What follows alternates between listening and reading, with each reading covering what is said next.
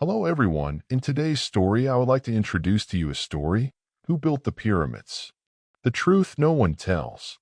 Now, I invite you to listen to this story. Hey guys, tonight we are going to dismantle one of the biggest, most stubborn lies in all of human history.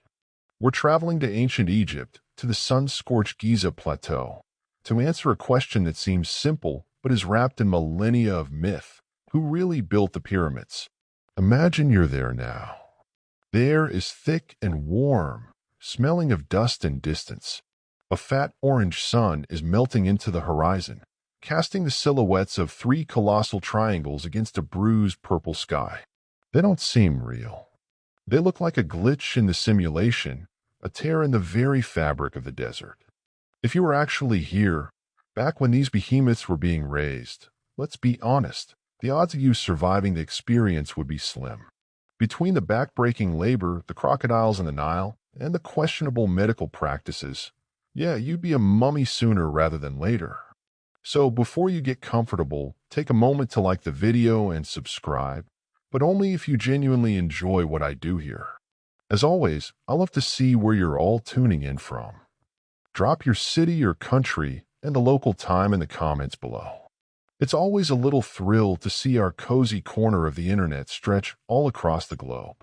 Now dim the lights, maybe turn on a fan for that soft background hum, and let's ease into tonight's journey together. You're standing on the sand, the day's heat slowly bleeding out of the ground and rising to meet the cool of the descending night. Before you, the Great Pyramid of Khufu dominates your view, a mountain of stone that seems to drink the last of the sunlight. It's so quiet you can almost hear your own thoughts, which, if you're like me, are mostly just wondering if you remembered to lock the front door. But then another thought surfaces, an image planted in your mind from childhood, from movies, from storybooks. It's an image of misery. You picture tens of thousands of people, their backs raw and bleeding, straining against thick ropes. You hear the crack of a whip, the groan of 1,000 voices in forced, rhythmic unison. You see them fall exhausted, only to be beaten and dragged back to their feet by cruel overseers. This is the story we all know. The story of slaves. A tyrannical pharaoh, drunk on his own power, sacrifices countless lives to build his own extravagant tombstone. And that is the lie. It's a powerful story. It's dramatic. It's simple. And it's almost entirely wrong. The real story is far more complex, far more human, and in many ways far more incredible. But to get to that truth, we first have to understand the sheer scale of what we're looking at and why a simple, brutal explanation became so popular. The Great Pyramid alone is made of an estimated 2.3 million stone blocks, most weighing between 2 and 3 tons, the weight of a large SUV. Some of the granite blocks, deep within the king's chamber, weigh up to 80 tons. Try to picture that. 80 tons. That's like stacking 40 cars on top of each other and then deciding to lift the whole pile and carry it a few hundred feet with perfect precision. For over 3,800 years, this structure right in front of you remained the tallest man-made object on the entire planet. Nothing built by the Romans, the Greeks, or any European kingdom during the Middle Ages even came close. It was only surpassed in the 14th century by the Lincoln Cathedral in England, and its spire has long since collapsed. The pyramid, however, remains. It a monument to permanence, to an idea so powerful it could command a nation. And what you see today is a shadow of its former glory. You reach out and touch the rough, sand-colored limestone blocks. They're enormous, staggered like giant steps. But this wasn't the pyramid's original skin. In its heyday, the entire structure was encased in a layer of highly polished, brilliant white Tara limestone. Imagine it, a perfect, gleaming, geometric shape, reflecting the Egyptian sun with such intensity that it would have been visible from miles away, a beacon of light in the desert. The capstone at the very top may have been gilded in gold or electrum. It wasn't just a pile of rocks. It was a jewel, a pristine, divine object. The ancient Egyptians called it Ake Khufu, meaning the horizon of Khufu. It wasn't just on the horizon. It was a man-made horizon. The precision is what truly baffles engineers. The base is almost a perfect square, with the sides aligned to the four cardinal directions with an accuracy that is, frankly, absurd for an ancient society. The difference in length between the longest and shortest sides is less than 8 inches. Go try and draw a perfect square on a piece of paper. Now imagine trying to do it on 13 acres of uneven desert bedrock. The seams between the outer casing stones, the few that remain, were so tight you couldn't slip a knife blade between them. You think they used some sort of ancient Egyptian superglue, which probably involved mashed up figs and a stern lecture. It's this unbelievable scale and precision that makes the slave narrative so appealing. How else could anyone achieve such a thing? How could you motivate people to perform this kind of back-breaking, generation-spanning work without the constant threat of violence? The very existence of the pyramids seems to demand a story of epic cruelty. Historians still argue whether the workforce numbered 20,000 or pushed closer to 100,000 at its peak. But either way, the logistics of housing, feeding, and organizing that many people are mind-boggling. The cover-up, the great lie, isn't a conspiracy. No one is hiding documents in a secret vault beneath the Sphinx. It's a cover-up of convenience, born from a 2,500-year-long game of historical telephone. It's a story that was easier to tell, easier to believe, and far more dramatic than the quiet, professional truth. The image of the whip and the chain is seared into our collective consciousness. It's a story that makes for a great movie, but terrible history. And it's time to let it go. As the last sliver of sun disappears and the first stars begin to prick the velvet darkness above, you feel the weight of that myth begin to lift, replaced by a deeper, more profound question. If not slaves, then who? That question, if not slaves, then who, hangs in the cool night air, vast and silent as the star-dusted sky above you. But before your mind can even begin to search for a new answer, the old one rushes back in to fill the void. It's a powerful, persistent image, and it doesn't come from an ancient text or an archaeological diagram. It comes from a place far more influential in the modern world. A darkened movie theater. You can almost smell the popcorn. You're sitting back in a plush velvet seat as the screen flickers to life, not with a documentary, but with a sweeping, glorious Technicolor epic. The music swells, a triumphant brassy score that tells you you're about to witness something grand. And there they are, thousands upon thousands of extras, their faces smudged with theatrical dirt, their bodies clad in identical loincloths. The camera pans across a scene of breathtaking scale and choreographed misery. A line of men, impossibly long, is hauling a colossal stone block across the sand. Their muscles bulge, their faces are masks of agony. Standing on a parapet, silhouetted against the unforgiving sun, is the pharaoh, his coal-lined eyes cold and imperious. Beside him, a hulking overseer, whose only job seems to be looking menacing and practicing his whip cracking. You watch as a man stumbles, his strength finally giving out. The whip cracks, not as a sound effect, but as a visceral, cinematic sting. The man is hauled away, his fate sealed, just another anonymous life ground up in the gears of tyranny. This is the scene that has defined the pyramids for at least 3 generations. It's the vision crafted by legendary directors like Cecil B. DeMille, the master of the Hollywood biblical epic. His 1956 masterpiece, The Ten Commandments, is probably the single greatest source of the slave myth in the popular imagination. You see Charlton Heston as Moses, first a prince of Egypt, then the defiant leader of the enslaved Hebrews, standing up to Yul Brynner's magnificently bald and intimidating Pharaoh Ramesses. The film conflates the building of a treasure city for Ramesses with a much, much older pyramids of Giza, creating a powerful but historically impossible montage in our minds. The truth is, the Great Pyramid of Khufu was completed around 2560 BC. This places it squarely in the period of Egypt's Old Kingdom, a time of incredible stability and centralized power. The biblical story of the Exodus, which the Ten Commandments dramatizes, is traditionally set more than 1,000 years later, during the New Kingdom, under a pharaoh who is most likely Ramesses II. That's a gap of over 1,200 years. Saying the Hebrew slaves from the Bible built the pyramids at Giza is like saying the soldiers of the American Revolution built the great cathedrals of medieval France. The timelines simply don't match. It's a historical mashup, a convenient narrative shortcut to create a compelling story of oppression and liberation. And what a story it was! These films were events. They had intermissions.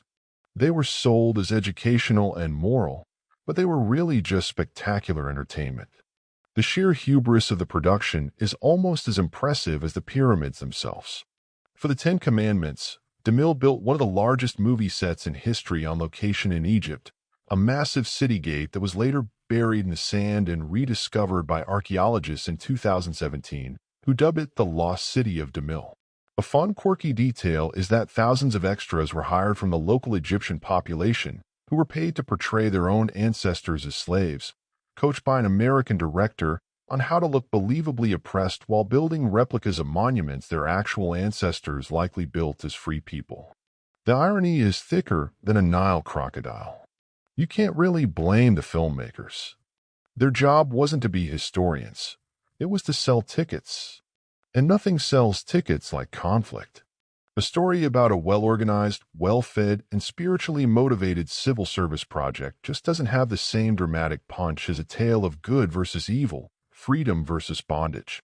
So they created a villain we could all recognize, the tyrannical dictator. And they created heroes we could root for, the suffering masses yearning to be free. The pharaoh became a stand-in for every modern despot, and the crack of the whip echoed contemporary struggles. Film historians still argue whether these portrayals were a deliberate political allegory for Cold War-era tyranny or simply a product of spectacular, profit-driven filmmaking. Either way, the effect was the same. The image stuck. It wasn't just the Ten Commandments. It became a recurring theme in the sword and sandal genre. Everyone in ancient Egypt, from the pharaoh to the lowest worker, conveniently spoke in crisp, mid-Atlantic English, delivering lines with a theatricality that could reach the back row of any theater. You had dramas where a rebellious slave would catch the eye of a sympathetic princess, or a group of captives would plot a daring escape. These weren't documentaries. They were fantasies set in an exotic past, using the pyramids as the ultimate backdrop for human drama. It was a lie told so beautifully, on such a grand scale, that it felt truer than the truth. It became our modern myth. It's so pervasive that even now, standing on the Giza Plateau in a deepening twilight, you have to consciously push those cinematic images away. You have to remind yourself that the real story isn't one of whips and chains, but something far more nuanced. The lie is a blockbuster. The truth is an independent film, waiting to be discovered. The cinematic lie dissolves like a mirage, the swelling orchestra fading into the whisper of the desert wind. The faces of Hollywood extras are replaced by the hard, timeless reality of the stone before you. You've peeled back the modern layer of the myth. Now we have to go deeper, much further back, to find the seed from which this colossal misunderstanding grew. To do that, you need to imagine another figure joining you here on the sand, a man not from our time, but from an age that was itself ancient to us. He's dressed not in dusty loincloths or pharaonic linen, but in the simple draped chiton of a Greek traveler. He carries no camera, only a stylus and perhaps a wax tablet or a roll of papyrus, his eyes wide with an insatiable, almost childlike curiosity. This is Herodotus of Halicarnassus, a Greek historian who visited Egypt around 450 BC. And he is our man. He is the patient zero of the pyramid slave myth. We call him the father of history because he was one of the first writers to attempt a systematic, investigative account of the past, rather than just listing myths about gods and heroes. But many, both in his own time and ours, have also called him the father of lies. The truth, as is often the case, is somewhere in the middle. Herodotus was an incredible traveler, an ethnographer, a journalist. He went to the places he wrote about, he talked to the locals, he asked endless questions. And that's precisely where our problem begins. You have to grasp the mind-bending time gap at play here. When Herodotus stood where you are now, marveling at the Great Pyramid, the structure was already over 2,000 years old. 2 full millennia had passed since its completion. Let that sink in. Herodotus was closer in time to us with her smartphones and streaming services than he was to the pharaoh Khufu. Imagine asking a tour guide in modern London about the personal habits of a Roman soldier from when the city was Londinium. That's the kind of gap we're talking about. The people Herodotus was talking to, local priests, officials, maybe the guys who ran the souvenir stands, were recounting stories that had been passed down for 70 generations. It was like an epic, continent-spanning game of telephone. And what a story they told him. Herodotus, scribbling furiously, recorded what he heard. He wrote that the pharaoh, whom he calls by the Greek name Cheops, was a wicked and cruel tyrant. He claimed that Khufu closed all the temples, turning the entire country against religion, and then compelled all the Egyptians to work for him. He describes a workforce of 100,000 men, toiling in grueling 3-month shifts, building the causeway for 10 years, and then the pyramid itself for 20. This is the first detailed written account we have of the pyramid's construction. And it's a story of despotism and forced labor. He even includes a rather scandalous and almost certainly false tidbit that when Khufu ran out of money, he forced his own daughter to work in a brothel, demanding she collect a payment from each client. As the story goes, she not only did what her father asked, but also cleverly asked each man for a stone block of his own, which she used to build a small pyramid for herself beside her father's giant one. It's a fantastic soap opera-level tale, and it tells you a lot about the kind of gossip that was circulating in Egypt centuries after the pharaohs were gone. But here's the most famous and influential detail Herodotus recorded. He says that his guides, Egyptian priests, he claims, showed him an inscription on the pyramid itself. They translated it for him, explaining that it was an account of how much had been spent on radishes, onions, and garlic for the workers. He even gives us the price, 1,600 talents of silver. It sounds less like a pharaonic decree and more like a grocery list for a very ambitious pot of soup. Now, no such inscription has ever been found, and it's likely his guides were either pulling his leg, mistranslating a different inscription, or just repeating a popular folktale. But this little detail, for all its strangeness, was a clue hiding in plain sight. It suggests the builders were being provided with specific rations, a level of care you wouldn't typically afford to disposable slaves. The core issue is that Herodotus was a Greek trying to understand a profoundly alien culture through a distorted lens of time and translation.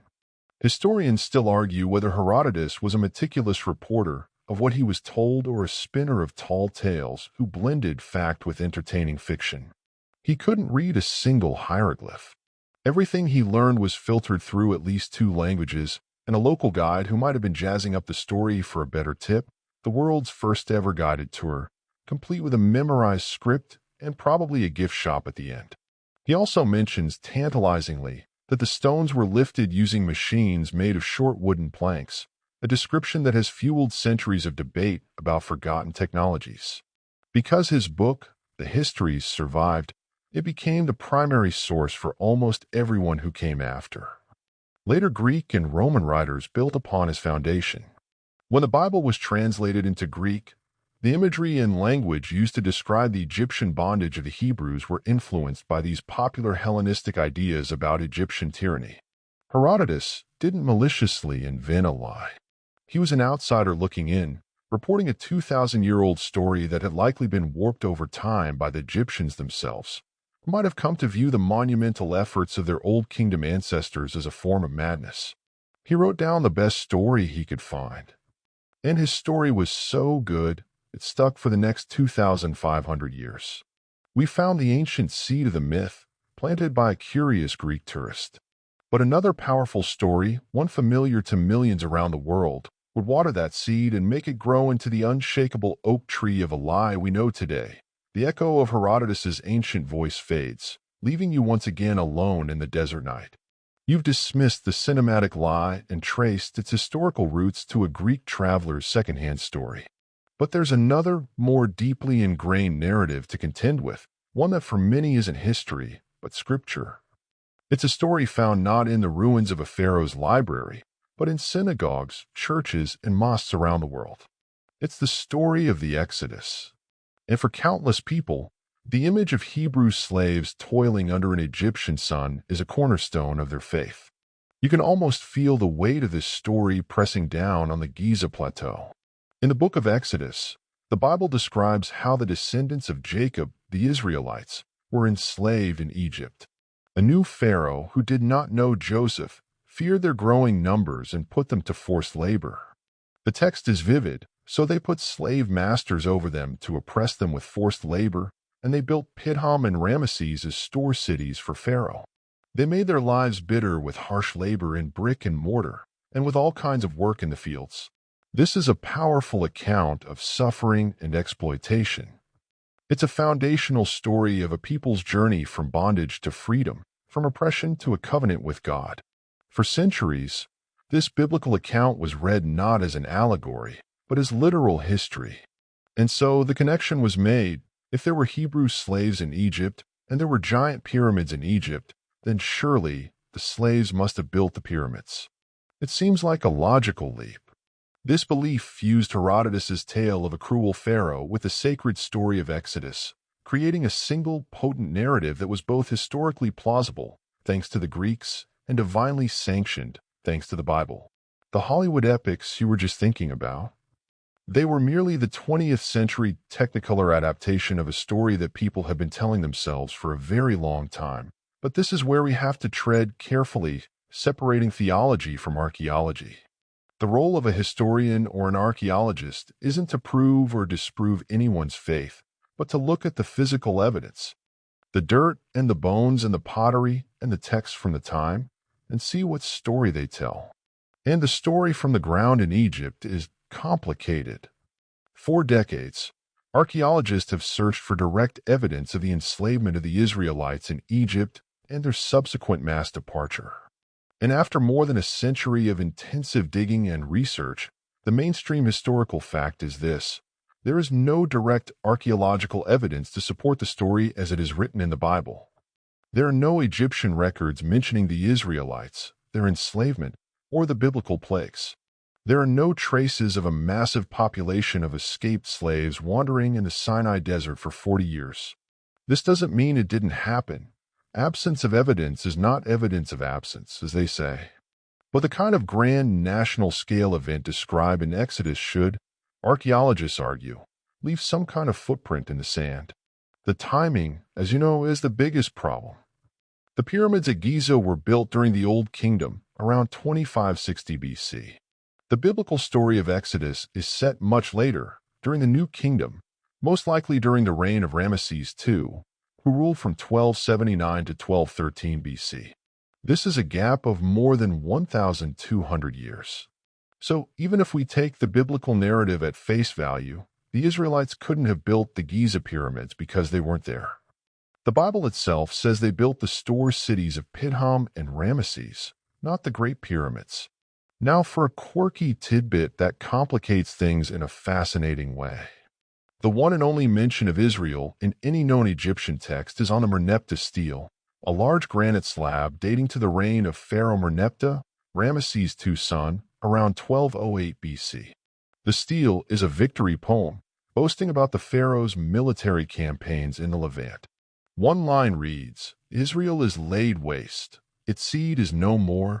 This suggests that by this time, a people called Israel were established in Canaan, and the pharaoh knew who they were and considered them a significant enough entity to boast about defeating them. So while we have no Egyptian record of Israelites in Egypt, we have a tantalizing record of them just outside, at roughly the right time period. Historians still argue whether this Israel was a settled kingdom, a nomadic tribe, or something else entirely. It's a breadcrumb, a whisper of a connection, but it's far from the grand story of Exodus. It's possible the story of Exodus is what's called a cultural memory. Perhaps a smaller group of Semitic people were in Egypt, maybe as workers or captives, and their experience became the seed of a much larger story told and retold over generations, a story that became a foundational epic for an entire nation. The theme of a powerful oppressor and a liberated people is universal, after all. So as you stand there under the Egyptian stars, you realize you have to untangle these threads. The Hollywood lie, the Greek rumor, and the sacred story. Each has contributed to the massive cover-up, not a cover-up of conspiracy, but of convergence. Multiple powerful stories, all pointing in the same wrong direction, have merged over time to create a single, seemingly unassailable myth. It's a myth that feels right, that satisfies our need for drama and justice. But the stones beneath your feet are indifferent to our stories. They hold a different truth. A truth that was buried for millennia, not in a book or on a movie screen, but in the sand just a few hundred yards from where you're standing, waiting to be discovered. The weight of movies, myths, and sacred texts begins to lift. You've cleared away the debris of centuries of storytelling. Now, with the slate clean, you're ready for the truth. And it doesn't come from a dusty scroll or an ancient historian's gossip. It comes from the earth itself. Turn away from the imposing face of the Great Pyramid and look south, past the other two major pyramids and the proud, silent Sphinx. For millennia, everyone was looking at the pyramids. The answer, it turns out, was hiding just next to them all along. You're walking towards a low wall. It doesn't look like much. It's a humble, dusty feature in a landscape dominated by monuments to gods and kings. In 1990, a tourist horse stumbled, its legs sinking into the sand and hitting something hard. It wasn't a lost treasure or a golden sarcophagus. It was a mud brick wall. That stumble triggered a series of excavations led by the legendary Egyptian archaeologist Ahi Hawass, and what he and his team uncovered would permanently rewrite the story of the pyramids. They found a city, a vast, sprawling, complex city, buried for more than 4,500 years. This wasn't a city for kings or priests. This was the lost city of the pyramid builders. As you step through the excavated remains, the world of these workers comes to life around you. This isn't a slave camp. There are no shackles, no mass graves filled with broken bodies. Instead, you see the foundations of an exceptionally well-organized community. Archaeologists have named it Hayt el-Ghurab, or the Wall of the Crow. You're walking down long, narrow streets, flanked by the outlines of buildings. The city is divided into distinct districts. To the west, you find long, gallery-like structures. These are not individual houses, but enormous dormitories, almost like army barracks. They're rectangular buildings, capable of housing thousands of people. Each gallery has pillars down the center to support a roof and raised platforms for sleeping. They even found the remains of hearths for warmth and cooking, and pottery still littered the floors. This is where the bulk of the rotating workforce would have stayed. These were the men who were conscripted, not as slaves, but as citizens performing a national service, a bit like a modern-day draft or jury duty. They were peasants, farmers who would come to Giza during the Ake, the season of inundation. From roughly July to October, the Nile River would flood its banks, making farming impossible. This was Egypt's downtime. A huge portion of the nation's workforce was idle.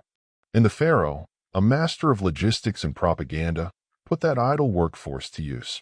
What better way to build national unity and reinforce the divine power of the king than to have everyone participate in the most ambitious construction project on earth? But there's another part of the city. As you wander further, you come across a separate, more upscale neighborhood. Here, the buildings are different. They aren't dormitories, but proper houses with multiple rooms, courtyards, and even evidence of bakeries and fish processing facilities attached. This is where the permanent workforce lived, the skilled. Artisans, the architects, the engineers, the stonemasons, the managers, and the scribes who ran the whole operation. These were the year-round professionals, the true masters of their craft. They lived here with their families. Archaeologists have found their tools, their cooking pots, their children's toys.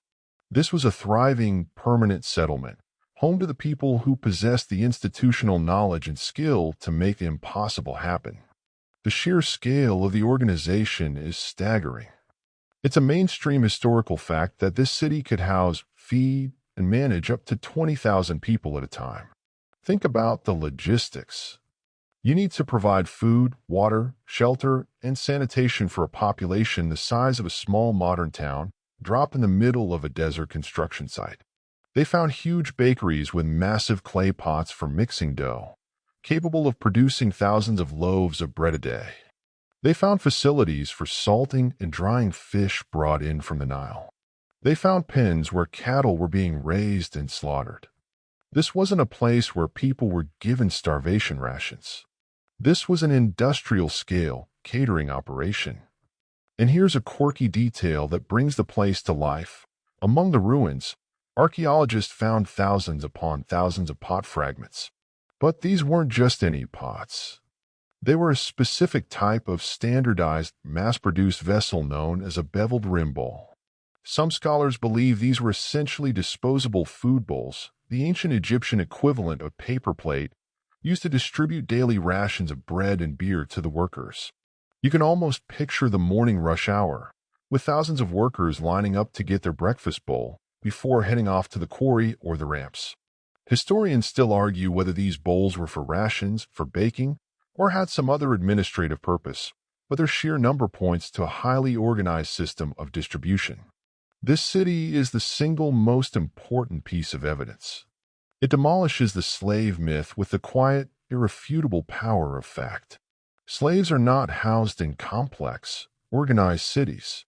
They're not provided with industrial-scale bakeries and fish processing plants. They're not divided into rotating shifts and permanent, skilled cadres. Slaves are, by definition, property. They are an asset to be exploited until they break. The people who lived here were not property. They were citizens. They were builders. They were participants in a project that defined their generation and their nation. The discovery of this city was like finding the mission control for the Apollo program right next to the launch pad. It changes everything.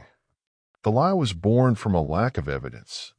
The truth was just waiting patiently under a few feet of sand for a horse to take a clumsy step. You leave the silent streets of the workers' city behind, but the smells from its ghost kitchens seem to follow you. The phantom scent of baking bread, of roasting meat, of fermenting beer. Your imagination, sparked by the discovery of their bakeries and butcheries, leads you to the next crucial piece of the puzzle. What did these people actually eat? Because if you want to know how an organization truly values its people, don't look at what the bosses say. Look at the company cafeteria. The story of what was on the menu at Giza 4,500 years ago is one of the most compelling arguments against the slave labor theory. Imagine you're standing in a massive open-air dining area. It's loud, it's bustling, it's full of thousands of hungry men at the end of a long shift. The air is thick with the savory smell of roasting beef and the yeasty aroma of fresh bread. Men are sitting on the ground in groups, talking, laughing, maybe complaining about a supervisor, the timeless ritual of the working man. What you're seeing is not a soup line for the destitute. It's a feast. A daily, protein-heavy, carb-loading feast designed to fuel a high-performance workforce. The archaeological evidence for this comes from a massive animal bone deposit found right next to the workers' city. It's essentially the ancient dump for the Giza catering service, and for an archaeozoologist, that's a person who studies animal remains from archaeological sites. It's a treasure trove. By analyzing the literal mountain of bones, they've been able to reconstruct the diet of the pyramid builders with astonishing precision. The results are stunning. The bone piles are dominated by the remains of cattle, sheep, and goats. And we're not talking about a few scrawny animals. The estimates suggest that the workforce was consuming over 4,000 pounds of meat every single day. Let that sink in. 2 tons of beef, mutton, and goat were being slaughtered, butchered, and cooked daily. This is a staggering amount of protein. But it's not just the quantity that's important. It's the quality. Analysis of the cattle bone shows that these were not old, tough, worn-out beasts of burden put out to pasture. They were prime-cut, young animals, mostly males under the age of 2. This is the ancient Egyptian equivalent of veal. This was the good stuff, the kind of high-quality meat that was typically reserved for the elite, for nobles and high-ranking priests. You can almost see the royal seal of approval on the shipment. The pharaoh wasn't just feeding his workers. He was feeding them well, providing them with the best possible fuel for their monumental task. A slave-based economy simply could not support this. You don't waste your best resources on people you consider disposable. You give them the cheapest grain, the scraps, just enough to keep them alive and working. You don't give them the filet mignon. And then there's the bread. You remember those mass-produced bowls in the industrial bakeries in the workers' city. Bread was the staple of the Egyptian diet, but just like the meat, the workers got a high-quality product. It was a coarse, nutritious bread made from emmer wheat and barley. It was dense, it was filling, and it was the perfect vehicle for calories. But bread wasn't the only thing they made from grain. The other staple was beer. Now, you have to get the modern image of a light, fizzy lager out of your head. Ancient Egyptian beer was thick, nutritious, and cloudy, more like a thin porridge or a hearty soup. It was a primary source of hydration, calories, and B vitamins. It was safer to drink than potentially contaminated water from canals, and it was considered a fundamental food group. A mainstream historical fact recorded in countless official documents is that wages for all kinds of state projects in ancient Egypt were often paid not in money, which hadn't been invented yet, but in rations of bread and beer. A standard daily wage for a laborer might be 10 loaves of bread and a jug or two of beer. The pyramid builders, however, were getting far more than the standard ration. They were a privileged class of laborer. So every day, a worker would receive a hefty portion of prime beef, several loaves of bread, and multiple jugs of beer. This high-protein, high-carb diet was the diet of an athlete, a professional. It was a diet calculated to build muscle, sustain energy, and ensure the workforce remained healthy and strong. Historians still argue about the exact logistics of the supply chain. How did they get so many cattle from the far-off Nile Delta to Giza on such a tight schedule? But the evidence of what was on the menu is undeniable. And for our quirky tidbit, the Egyptians had a very practical view of beer's benefits. Prescriptions from the time recommend beer to treat indigestion and other ailments, and there are even texts that describe it as a kind of mood enhancer. One proverb cheerfully notes, "The mouth of a perfectly contented man is filled with beer." It seems the pyramid-side pub was also the pharmacy and the therapist's office, all rolled into one.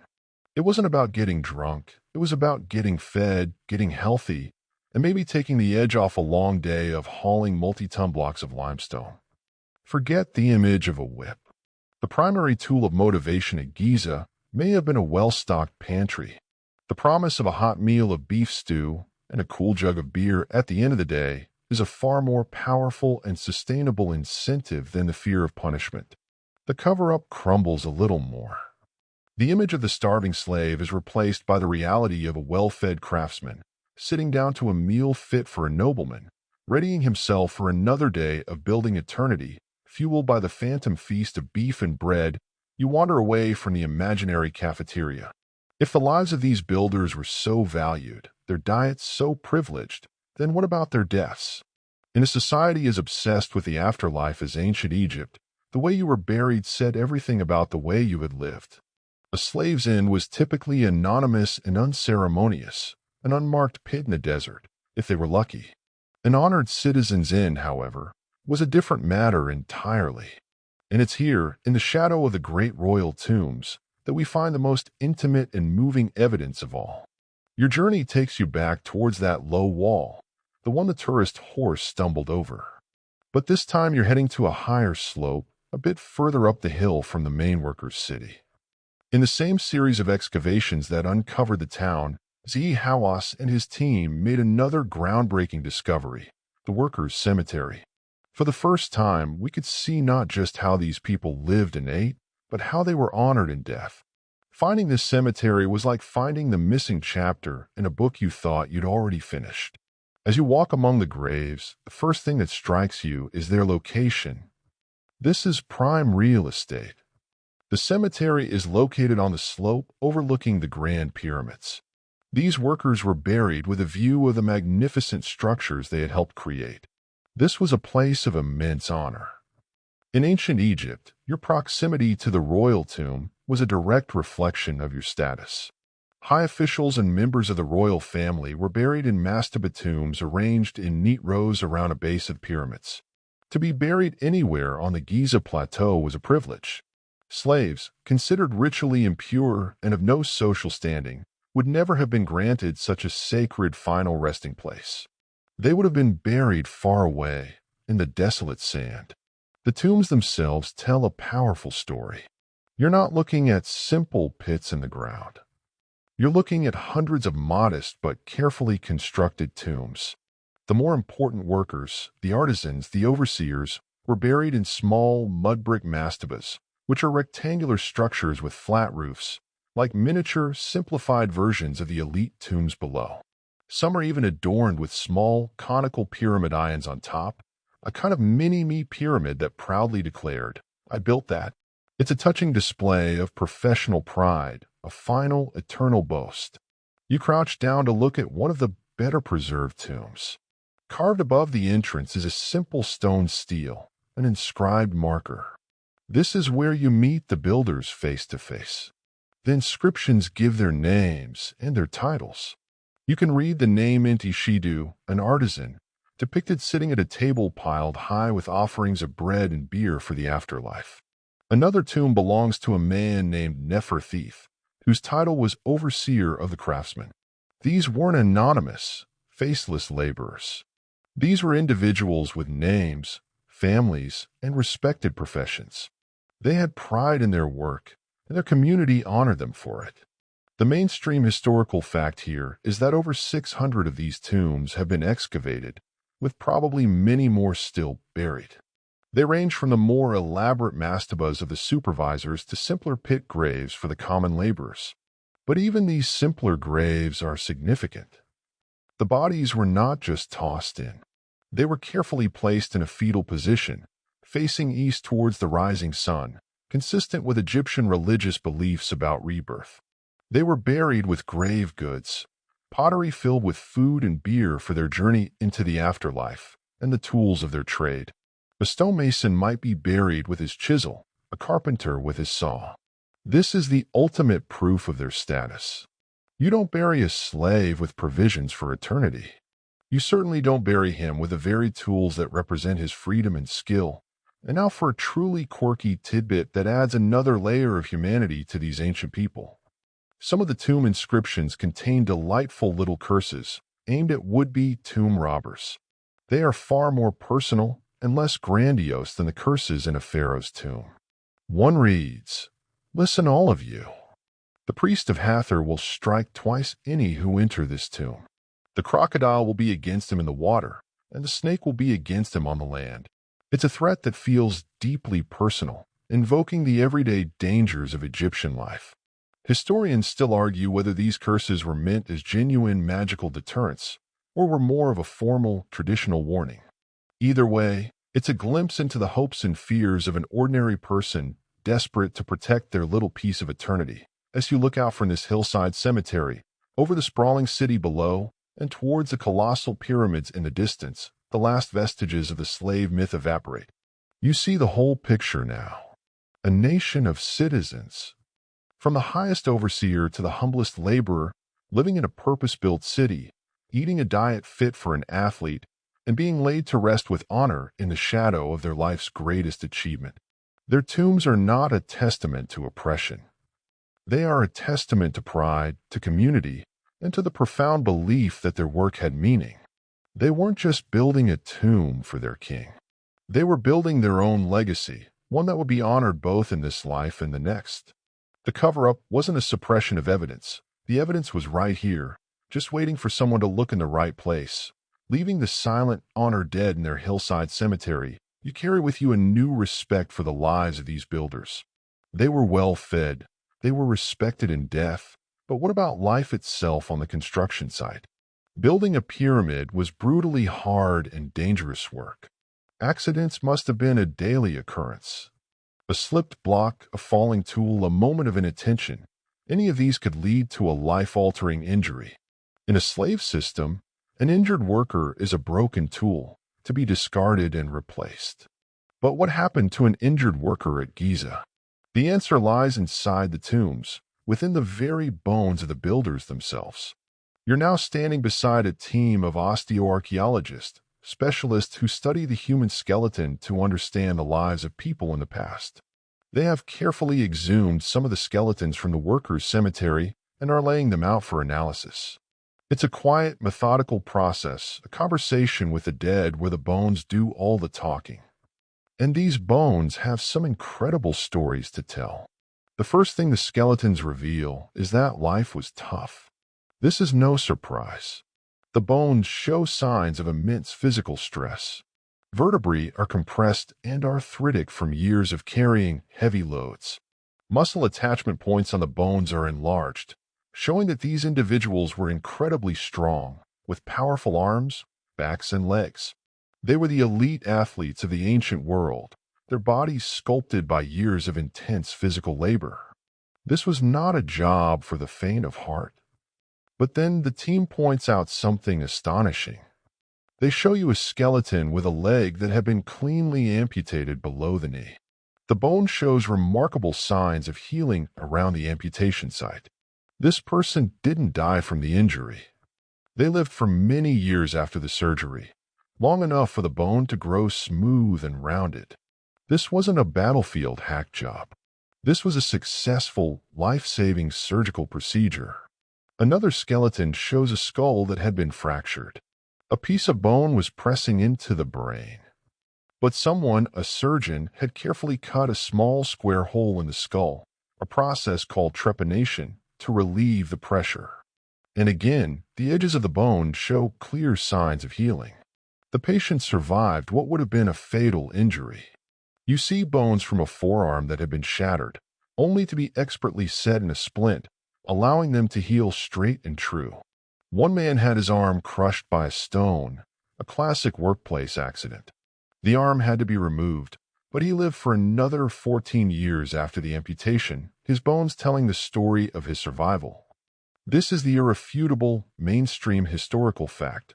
The pyramid builders had access to a level of medical care that was astonishingly advanced for its time. They weren't left to die or suffer. They were treated by skilled physicians. We know from ancient Egyptian medical texts, like the Edwin Smith Papyrus, that they had a sophisticated understanding of anatomy, surgery, and trauma care. This papyrus, written about 1,000 years after the Great Pyramid was built, but likely a copy of a much older Old Kingdom text, is a practical, almost scientific medical textbook. It describes 48 cases of traumatic injury, from skull fractures to spinal injuries, and gives rational, observational diagnoses and treatments. There are no magical spells, just clinical analysis. If you examine a man with a gaping wound in his head, you should palpate his wound. Should you find that skull is broken? So, where did this all happen? Back in the workers' city, archaeologists have identified buildings near the galleries that they believe were a kind of ancient clinic or infirmary. You can imagine a dedicated medical team, priests, scribes, and surgeons, on standby, ready to deal with the inevitable accidents of the day. An injured worker would be carried off the ramp, not to be discarded, but to be treated by some of the best doctors in the ancient world. Why? Because these skilled workers were a valuable resource. It made more economic sense to heal a trained stonemason than to train a new one from scratch. It's a cold, practical logic, but it speaks volumes about their value. Now for a quirky tidbit about ancient Egyptian medicine that shows their practical, if sometimes interesting, approach. While their trauma surgery was top-notch, their pharmacology could be a bit of a mixed bag. They used honey, which we now know has natural antibacterial properties, to dress wounds. An excellent choice. But they also used other, less appealing ingredients. A common prescription for an eye infection might involve bat's blood. And for wound dressings, they sometimes used a mixture of bread mold, a primitive form of penicillin perhaps, and crocodile dung. Yes, crocodile dung. You have to hope it worked, because the alternative seems worse than the injury itself. Historians still argue whether the efficacy of some of these treatments was due to a genuine understanding of their properties or just a lucky, rather unhygienic coincidence. The existence of this pyramid-side medical clinic completely shatters the slave narrative. Slaves are not afforded advanced surgery. You don't perform a delicate brain operation on a piece of property. You do it for a valued member of your team, a citizen whose skills and life are worth saving. These skeletons are the silent witnesses. They carry the marks of their hard labor, but they also carry the proof of the care and respect they receive from their society. They are a testament not to cruelty, but to a community that looked after its own. The pharaoh wasn't just building a monument of stone. He was overseeing a complex human organization that understood the value of its people, in sickness and in health. The image of an ancient operating theater, with its crocodile dung poultices and surprisingly effective surgeons, fades from your mind. You've seen how the builders were housed, fed, and healed. But how were they managed? How do you organize 20,000 people, a mix of career professionals and temporary farmhands, into an efficient, motivated workforce capable of moving mountains? The answer isn't a story of whips and fear. It's a story of bureaucracy, teamwork, and a healthy dose of competitive spirit, complete with some of the best team names in history. You are now standing at the foot of one of the pyramids, but you're not looking at the giant blocks. Instead, you're looking at the graffiti. That's right, graffiti. Not modern spray paint, but 4,500-year-old inscriptions, scrawled in red ochre paint by the work crews themselves. These markings were never meant to be seen. They were hidden deep inside the structure, on blocks that would be covered up by the next layer. They are like internal memos, notes from one team to another, or labels for the project managers. And they are an absolute goldmine of information, discovered in the 19th century by explorers who burrowed into the relieving chambers above the king's chamber in the Great Pyramid. These markings, called quarry marks, reveal the sophisticated way the workforce was divided and organized. The entire labor force was split into two massive divisions. Each division was then broken down into smaller units called za, the Greek version of which is phyle, a term for tribe or clan. Each phyle had about 1,000 men. These were then subdivided into even smaller groups of 200, and finally into crews of about 20 men. It's a classic hierarchical structure, a pyramid of people to build a pyramid of stone. It's a system any modern project manager would recognize.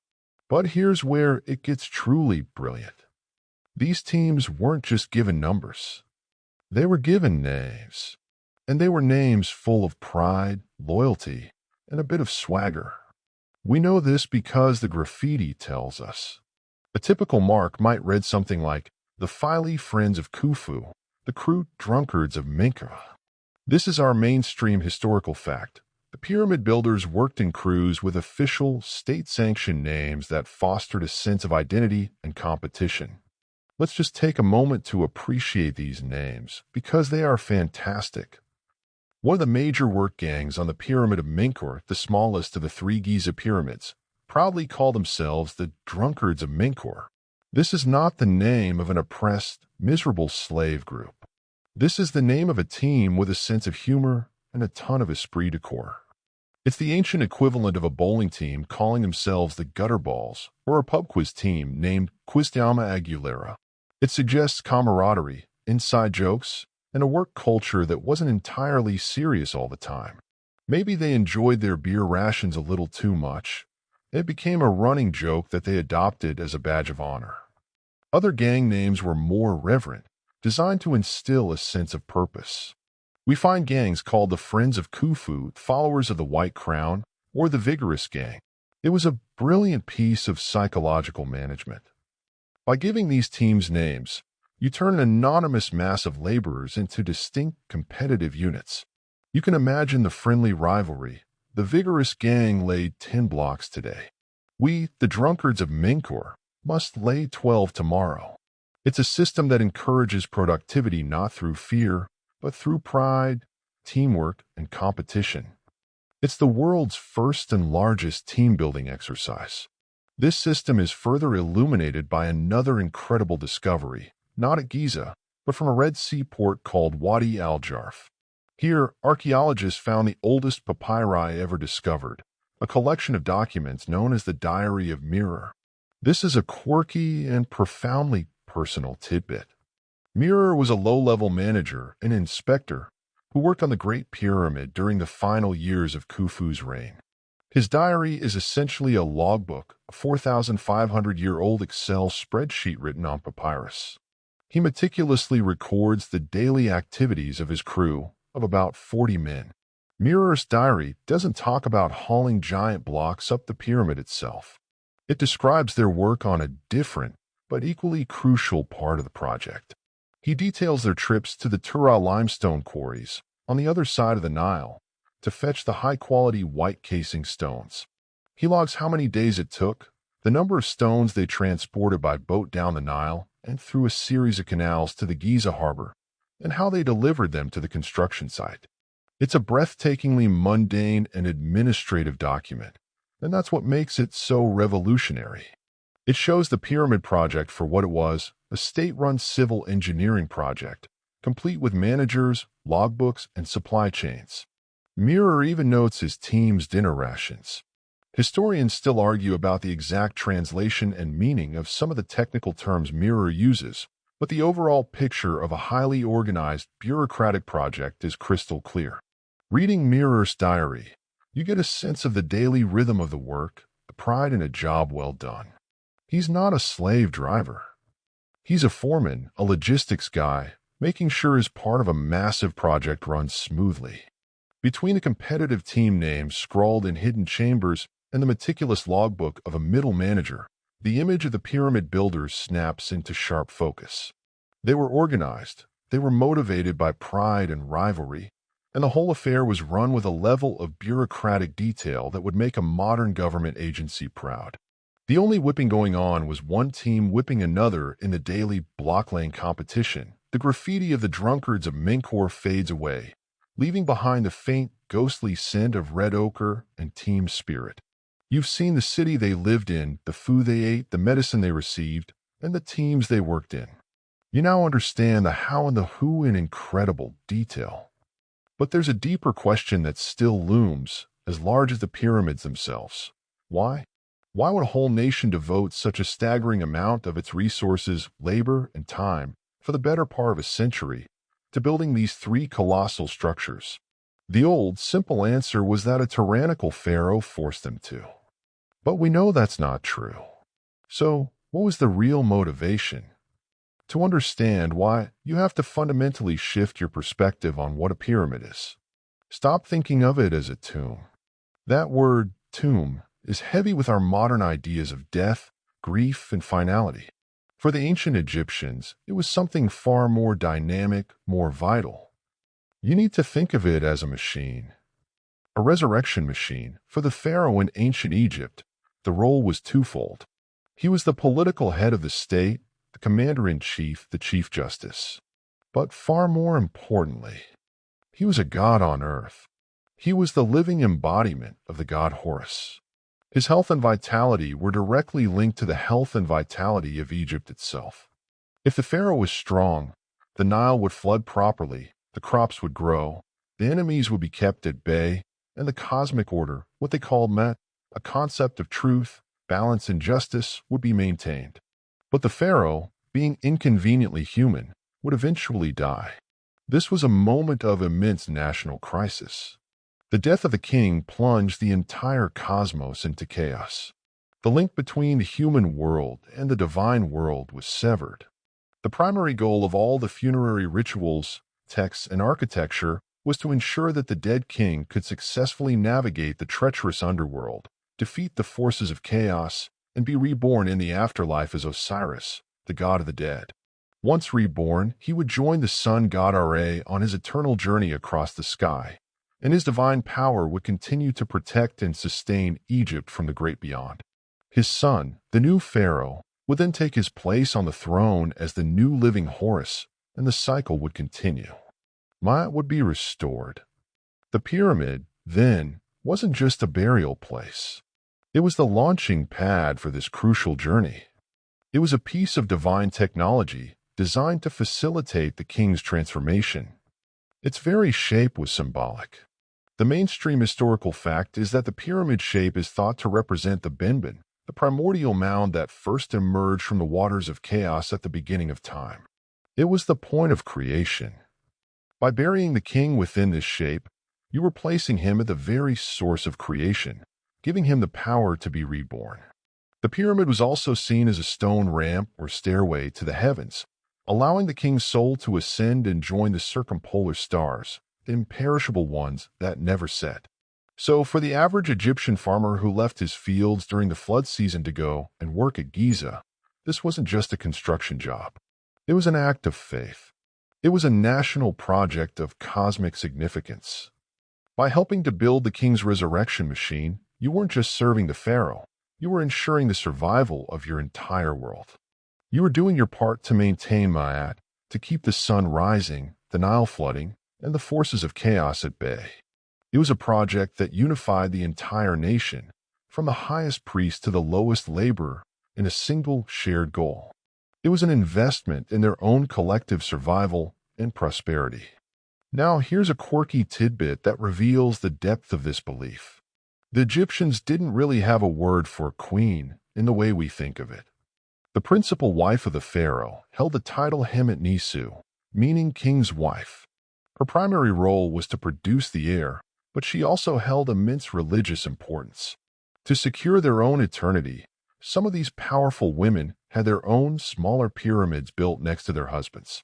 The interesting part is what was found inside one of these subsidiary pyramids next to the Great Pyramid, belonging to Queen Hedefir's Khufu's mother. Her sarcophagus was found, sealed and intact. But when archaeologists opened it with great anticipation, it was empty. Her internal organs, however, preserved in a canopic chest, were found nearby. Historians still argue furiously over this mystery. Was her body stolen by tomb robbers shortly after her burial? Or was she never buried at Giza at all, and the pyramid and empty sarcophagus were just a cenotaph, a symbolic memorial to link her spirit with her powerful sons? It's a 4,500-year-old cold case that shows how complex and vital these burial arrangements were. This project was also a massive economic engine. It wasn't just about faith. It was about the practical consolidation of the newly unified Egyptian state. The Old Kingdom was the first time Upper and Lower Egypt had been brought under a single, powerful, centralized rule. A project of this scale required a sophisticated bureaucracy, a national taxation system, paid in goods and labor, and the development of incredible logistical and engineering skills. It was a way for the pharaoh to flex his administrative muscles, to organize his kingdom, and to distribute resources. The grain collected as taxes from the fertile Nile Delta was used to feed the workers from the south. The project bound the country together, creating a shared national identity. It was a statement to the world, and to the Egyptians themselves, that they were a single, powerful, and capable people. So the motivation wasn't the crack of a whip. It was the hum of a finely tuned machine, a machine made of faith, bureaucracy, and national pride. The pyramids are not monuments to one man's ego. They are monuments to a nation's collective belief in their king, their gods, and themselves. You now understand the profound motivation that drove an entire nation. It wasn't fear. It was faith in a cosmic machine. But faith alone cannot cut a 3-ton block of limestone.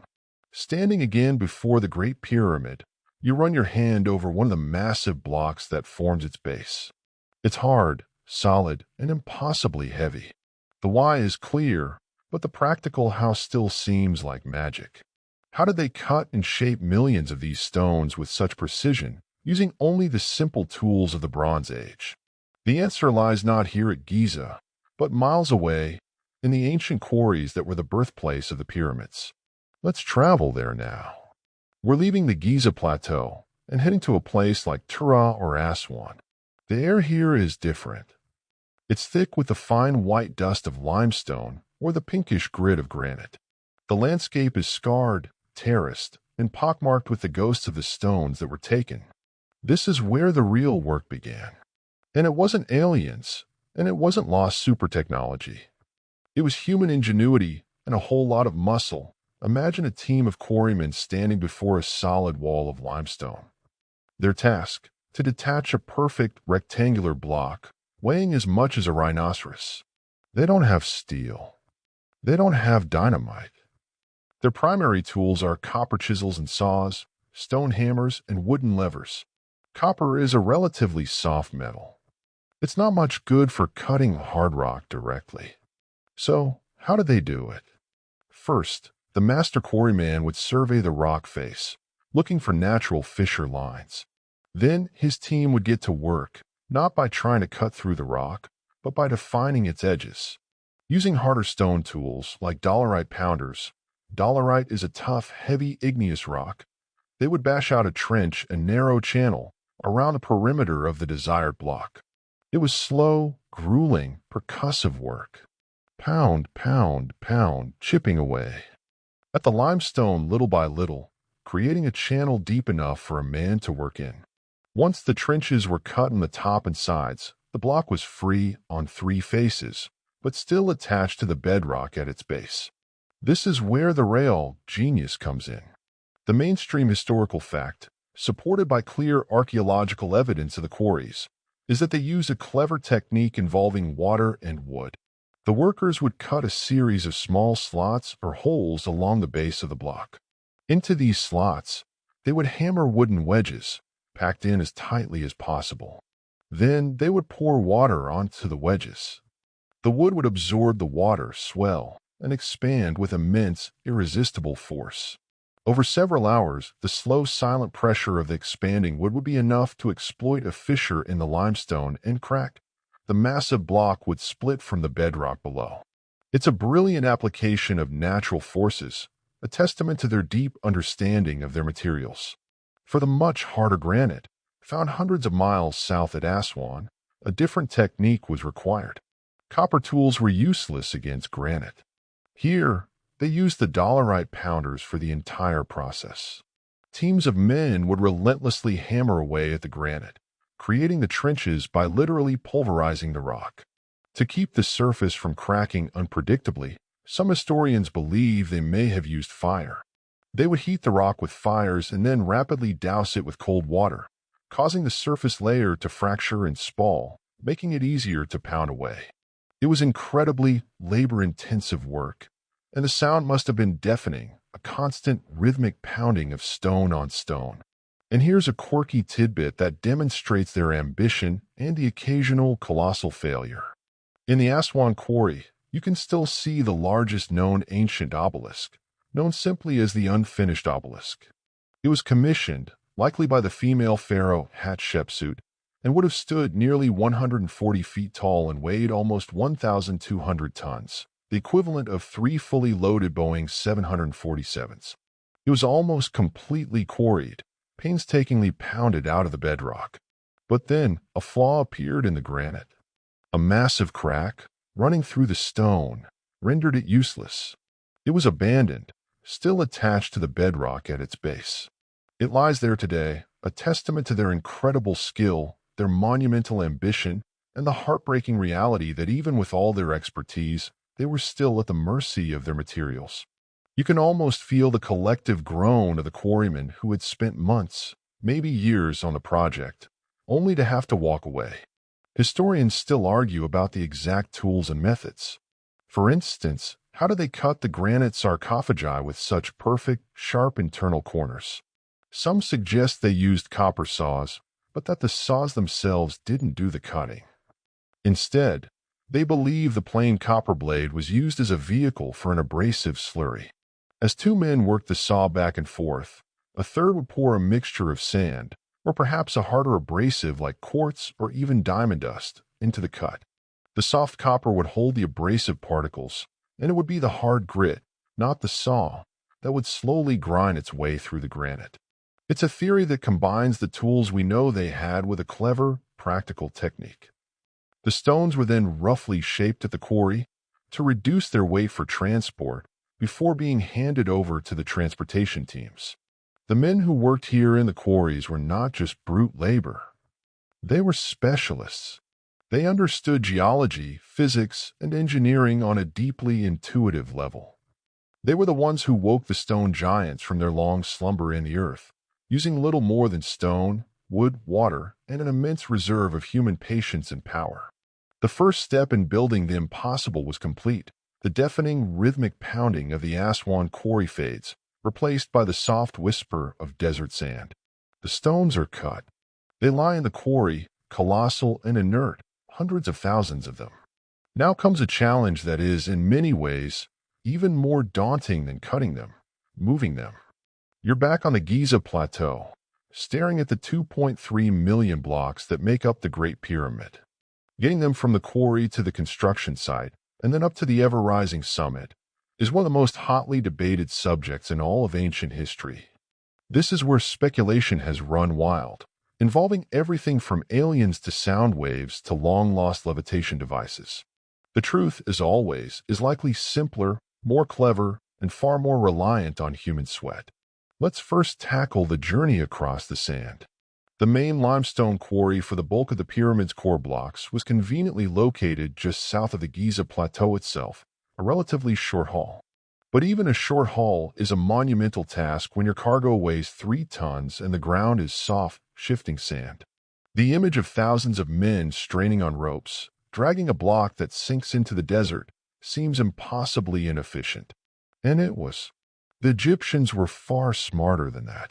Imagine a massive wooden sled. The giant block of stone has been levered onto it, and it's now being pulled by teams of men.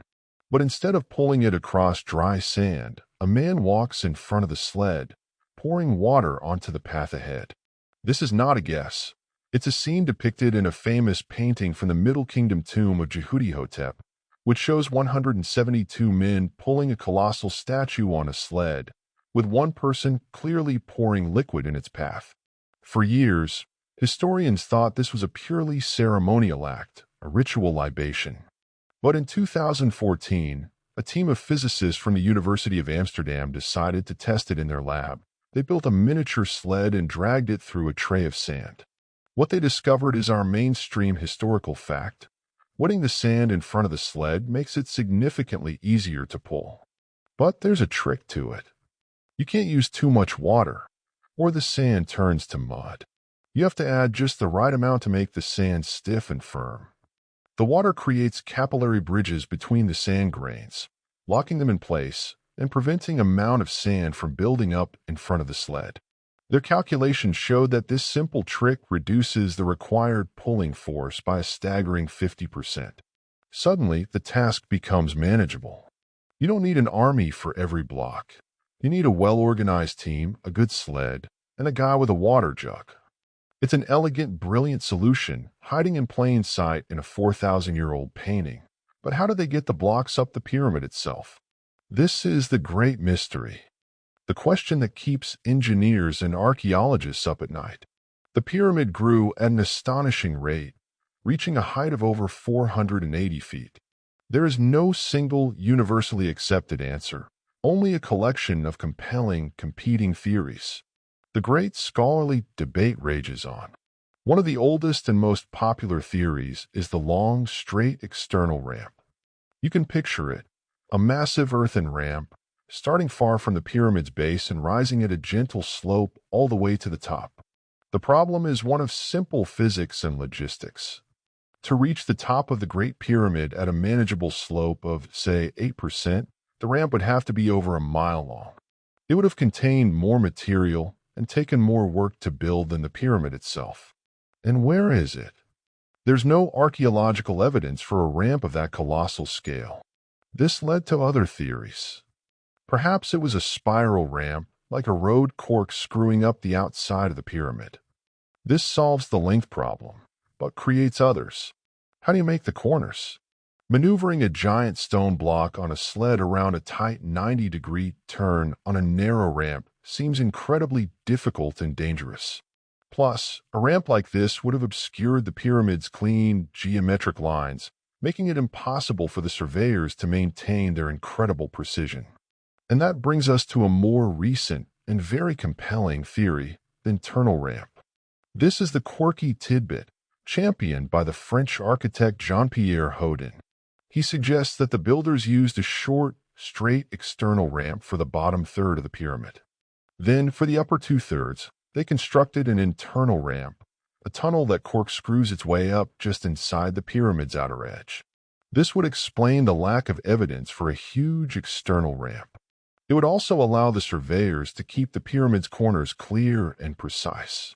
As the builders finished a section, they would use leftover construction debris to fill in the ramp tunnel below them.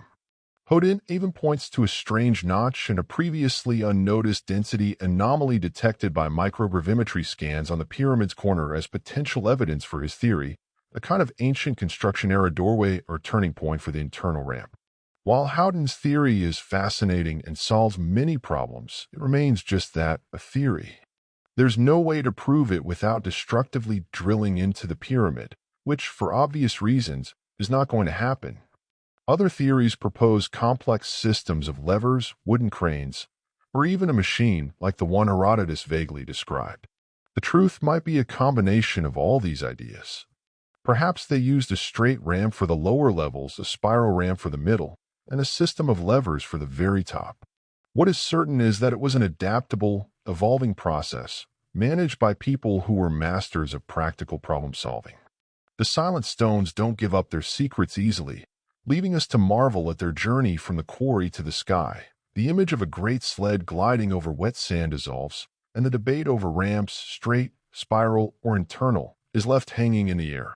We've managed to get our stone blocks from the local quarry to the base of the pyramid. But what about the other materials?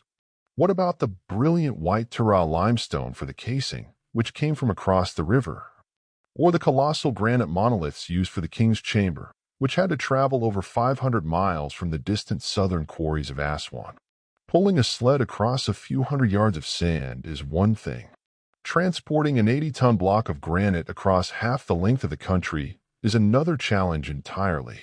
The answer, of course, was the lifeblood of Egypt itself, the Nile. You need to picture the Nile not just as a river, but as an ancient superhighway. It was the central artery of the entire kingdom, the most efficient way to move goods, armies, and information. And for the pyramid project, the Egyptians transformed it into a logistical masterpiece. They didn't just use the river, they reshaped the landscape to bring the highway directly to their front door. For years, archaeologists were puzzled.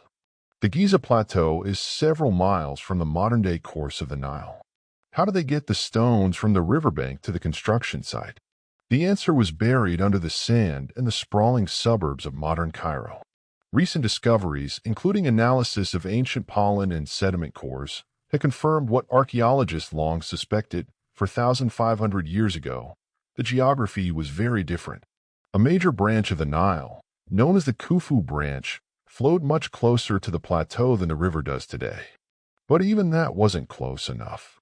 So the Egyptians undertook a massive feat of civil engineering. They dug a complex system of canals and waterways, branching off the river and leading to an enormous, purpose-built harbor and port facility right at the foot of the Giza Plateau. This is our mainstream historical fact, supported by the discovery of the lost city of the pyramid workers and, most excitingly, by the diary of Mirror that you heard about earlier. Mirror's logbook provides a stunning, first-hand account of this water-based transport system. He describes loading the fine Tura limestone onto boats, sailing down the Nile, and then entering this system of canals. He names the port facility he delivered his stones to Roshi Khufu, which means the entrance to the Lake of Khufu. This wasn't just a simple dock. It was a bustling inland port. Think of it as the port of Los Angeles for the Pyramid Project. You can almost see it. The harbor is teeming with activity. Great wooden barges, specially constructed with shallow drafts to navigate the canals, are being pulled or rowed towards the docks. On their decks are the gleaming white casing stones from Tura and the massive pink granite beams from Aswan, having just completed their long journey north during the annual inundation, when the high water levels made moving such heavy cargo easiest. At the docks, teams of workers are waiting. Using ropes, levers, and sheer manpower, they maneuver the stones from the barges onto sleds, ready for the final short drag up a causeway to the base of the pyramids. It was a perfectly integrated, multimodal transportation system, riverboat to canal boat to sled, and here is a truly quirky and amazing detail that brings this ancient waterway to life. In 2013, a team of archaeologists led by Mark Leaner who has dedicated his life to excavating Giza, discovered the remains of one of these ancient basins or canals near the Valley Temple of Menkaure. And in the thick, siltous sediment, they found the preserved remains of a stand of papyrus. This confirmed that the area was once a waterway, fringed with the classic Nile vegetation. But they also found something else, fragments of charcoal from the wood of pine, cedar, and oak trees. None of these trees are native to Egypt. They were imported from the Levant, modern-day Lebanon, hundreds of miles across the Mediterranean Sea. This shows that the Giza port wasn't just receiving domestic goods. It was an international hub, receiving the high quality wood needed to build the strong boats and sturdy sleds for the construction project. Historians still argue about the exact design and capacity of the barges used to transport the heaviest granite blocks. How do you build a wooden boat that won't buckle under the weight of an 80-ton monolith? Some theories suggest they may have lashed several large boats together to form a kind of massive catamaran, or perhaps they constructed enormous rafts built on top of dozens of empty, sealed clay jars for extra buoyancy. Whatever the specific design, it was a masterpiece of naval engineering, developed through centuries of experience on the Nile. This intricate network of canals and harbors is a testament to the pharaoh's absolute command over the landscape and his people. He didn't just order a pyramid to be built. He ordered the river itself to be bent to his will. The system was the linchpin of the entire operation. Without it, the pyramids as we know them, with their multi-ton granite chambers and their gleaming white casing, would have been impossible. The Nile was the conveyor belt that delivered the components, and the harbor was the factory floor where they were received. It's another piece of the puzzle that shows a level of planning, organization, and resource management that is nothing short of genius. The superhighway delivered the goods, right on schedule. The bustling phantom port of Giza fades, the ghost of its canals drying up under the hot Egyptian sun. You've journeyed through the entire construction process. You've met the workers, eaten their food, visited their hospital, and admired their incredible engineering. The evidence is overwhelming. The pyramid builders were not slaves. They were a dedicated, well-cared-for, and highly organized national workforce. And so, the final crucial question snaps into focus. If the truth is so clear, why did the lie persist for so long? What was the cover-up? As you stand here in the twilight, pondering this question, you realize the answer isn't a thrilling conspiracy. There was no secret cabal of historians hiding the truth, no pharaonic decree demanding the story be changed.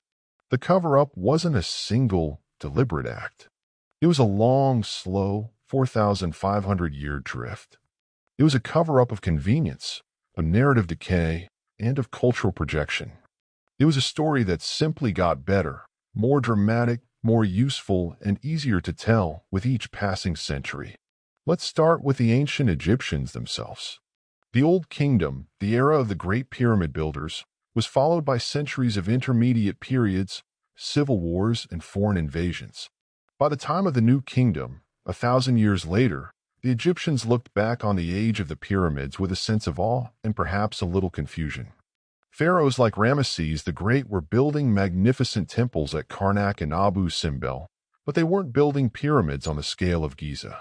It's possible that they themselves, viewing the colossal efforts of their ancestors, began to spin tales of obsession and tyranny to explain such an extreme undertaking.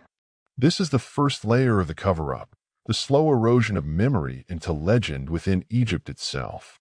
Then, as you know, Herodotus arrived in 450 BC. He couldn't read the hieroglyphs. He couldn't access the state archives, which were long gone anyway. All he could do was listen to the stories the locals told him. And by then, the story was already a good one, a tale of a cruel king, Cheops, who enslaved his people. Herodotus, the father of history, wrote it down. Because his was the first great historical work to survive, his version became the official version for the entire classical world. This is the second layer. The story gets codified by a respected outsider. Next, the biblical narrative of Exodus adds its immense weight. As we've discussed, the story isn't about the Giza pyramids, but the association became fixed in the popular mind. For millions of people across Judaism, Christianity, and Islam, the story of slavery in Egypt is a foundational part of their faith and identity. It's a powerful story of God's deliverance of His people from oppression. The mainstream historical fact is that this narrative became the dominant lens through which Western culture viewed ancient Egypt for almost 2 millennia. The Pharaoh of the Pyramids became fused with the Pharaoh of Exodus, a symbol of godless tyranny. This is the third and most powerful layer. The myth becomes sacred. For centuries, no one could challenge this narrative because no one could read the actual Egyptian sources. The hieroglyphs were a complete mystery, beautiful but silent drawings. The true voice of the ancient Egyptians was lost. Historians had to rely on the Greeks and the Bible. It wasn't until 1822, when Jean-François Champollion finally deciphered the Rosetta Stone, that the stones of Egypt began to speak for themselves again. But even then, it took decades of painstaking translation and excavation to begin to piece together the real story. And this is where our quirky detail comes in, a story of how difficult it was to dislodge the old myth. When the first archaeologists and explorers of the 19th century, mostly wealthy Europeans, began to excavate in Egypt, they brought their own cultural baggage with them. They were men of the Victorian era, a society built on a rigid class system and powered by the labor of the masses in the new industrial factories. When they looked at the pyramids, they saw a project that, in their own world, could only have been accomplished through the forced labor of the lower classes. They were projecting their own societal structure onto the past.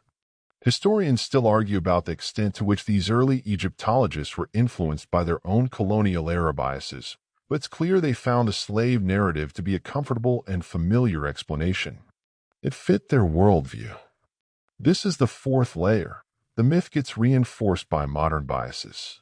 Finally, in the 20th century, Hollywood took this powerful, layered myth and blasted it onto giant cinema screens in glorious Technicolor. Directors like Cecil B. DeMille turned the pharaoh into the ultimate movie villain and the builders into a sympathetic, suffering mass. The lie was now a blockbuster, seared into our collective cultural memory. So you see, there was no single villain in this cover-up. It was a slow, collaborative process. The Egyptians forgot, the Greeks misinterpreted, the Bible repurposed, the Victorians projected, and Hollywood sensationalized. The true story, a complex tale of civic duty, religious fervor, and bureaucratic genius, was simply too nuanced. It was buried, layer by layer, under a much more compelling and convenient story of good versus evil. The real evidence, the workers' city and their tombs, lay sleeping under the sand, waiting for a horse to stumble, and for archaeologists to finally give the builders themselves a voice. The cover-up wasn't a locked door. It was just a pile of stories so high that for a very long time, no one could see over the top. The layers of the great cover-up have been peeled back one by one. The Hollywood fantasy, the biblical epic, the Greek rumor, the Victorian projection, they all dissolve into the desert air. You are left with a quiet, profound truth. You see the faces of the builders, not as a faceless horde of slaves, but as men like Mirror, the diligent manager, and Nefertiti, the proud overseer. You see them living in their city, eating their meals of beef and beer, being cared for by skilled doctors, and competing in their work gangs. The drunkards of Minkor perhaps ribbing the vigorous gang.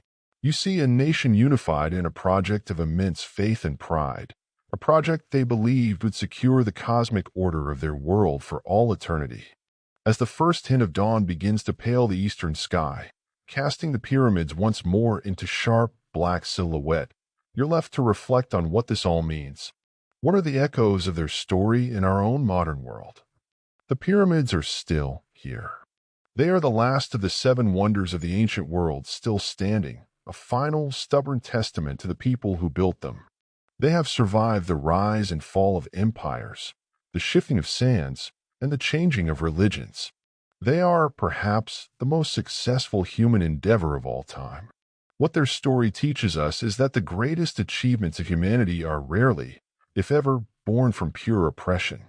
Fear can be a powerful motivator in the short term, but it cannot sustain a project across generations.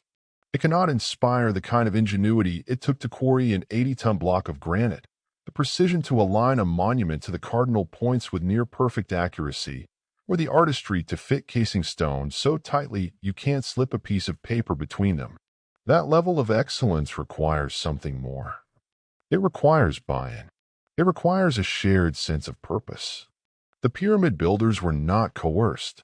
They were convinced. They believed their work mattered on a cosmic scale. This is a timeless lesson. Think of the great cathedrals of medieval Europe, built over centuries by generations of craftsmen who believed they were creating a home for God on Earth.